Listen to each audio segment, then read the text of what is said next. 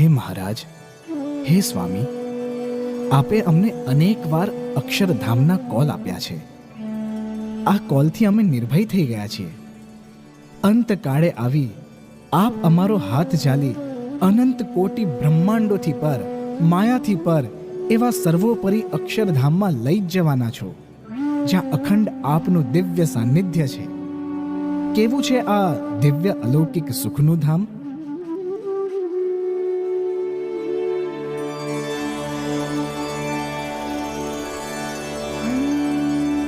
જેહ ધામને પામીને પ્રાણી, જેહ ધામને પામીને પ્રાણી, પાછું પડવાનું નથી રે.